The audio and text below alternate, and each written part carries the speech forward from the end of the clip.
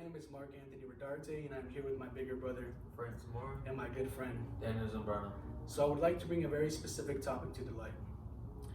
Stop crying. Don't cry. You need to pick yourself up. Don't be weak. Always keep your mouth shut. Nobody likes a tattletale. Bros, Don't let your woman run your life, alright? be a man. Be a man. Do something. So man up. Man up. Man up. Man up. Act like a man. Be a man.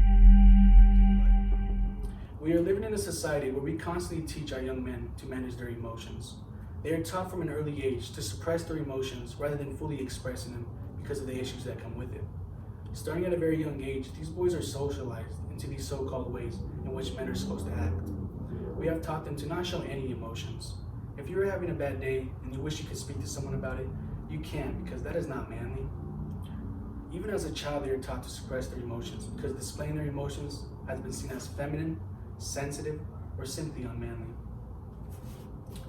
Being too emotional is seen as unmanly, as men are supposed to be tough and independent. If you were too sensitive, you would be questioned on your sexuality, told you're being too girly or acting like a sissy.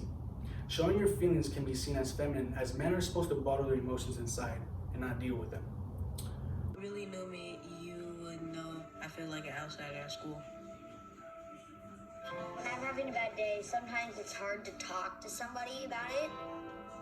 If you really knew me, you would know that when I'm sad, I really don't say anything about it. I used to hide emotions, like when I was sad, I wouldn't tell anybody. Even when I'm mad, I wouldn't tell. For a long time, I didn't have any friends, so I didn't have anyone to talk to. We don't really talk about feelings or nothing in our house. If you really knew me, you know that sometimes I feel like I can't be myself. Our society has discouraged these young men with physical and verbal abuse from ever expressing their emotions. We have shamed our boys into these gender norms of what it means to be a man, constantly telling them to not show any emotions, because showing emotions is showing weakness. And as a man, that is something you never wanted to do. We're taught as boys to lock down our emotions. We can't talk about being afraid. We can't talk about being hurt. We could talk about being pissed off. We could talk about being angry. We can't talk about being sad. If you never cry, then you have all these feelings stuffed up inside of you, and then you can't get them out. We put them on that trajectory through our popular culture, through our parenting styles, through our educational styles, and through assumptions about natural manhood and maleness that we pass along that are incredibly insulting and damaging. And then there's a whole social system that polices them through this low level of threat from other men if they're not man enough. George Orwell once stated, "He wears a mask and his face grows to fit it." Our kids get up every morning. They have to prepare their mask for how they're going to walk to get to school. Hopefully, they can take the mask off so they can focus on learning. A lot of our students don't know how to take it off. The mask sticks with them all the time. I want you to write, what is it you don't let people see? Almost 90% of you had pain and anger on the back of that paper. That's not a coincidence. Why do you think we hold back our pain? People don't want everybody to know everything. You gotta keep your poker face on. Can't let them know what you got. How hard is that to walk around every day with the poker face on?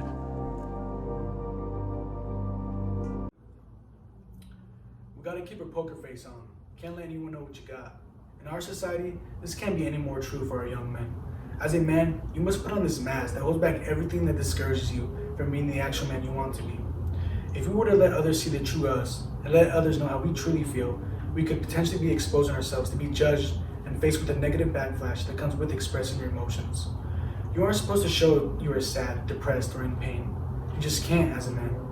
They really buy into a culture that doesn't value what we've feminized. So we've made feminine relationships, emotions, all these critical things, empathy. And so boys begin to devalue their relational parts to themselves, their relational needs, their relational desires. If we are living in a culture that doesn't value emotions, doesn't value relationships, empathy, you're going to have boys and girls, men and women go crazy. I call what we do to our little boys and men the great setup. We raise boys to become men whose very identity is based on rejecting the feminine, and then we are surprised when they don't see women as being fully human. So we set them up. We set boys up to grow into men who disrespect women at a fundamental level. And then we wonder why we have the culture that we have. We have shamed our boys into this, and they are very ashamed to break out of it. As a society, how do we expect our sons to be men of integrity, advocating for justice, treating our women with respect, being able to speak up for themselves and for others as well, and having the courage to express their emotions if they don't see their fathers doing it, other men in their lives, or men in the public culture? Our boys are yearning for help, yearning for guidance, mentorship, leadership. They need our support, stability, and approval that expressing their emotions is okay. Our society really needs to help our boys not bifurcate their head from their heart. Do not become emotionally illiterate and feel like they can't show their emotions, that they're sissies if they cry, and they can't be expressing their love. We need to teach our boys that caring for others, having empathy, and being sympathetic towards people aren't feminine traits or behavior patterns. They're human patterns. We need more men to have the courage to stand up and speak about male culture, to say some things that are going to make other men uncomfortable, even if it means taking risks, because this is about leadership. If we ever gave boys permission to process grief, to cry, to develop all their emotions, we'd do away with not knowing where to go with our own pain.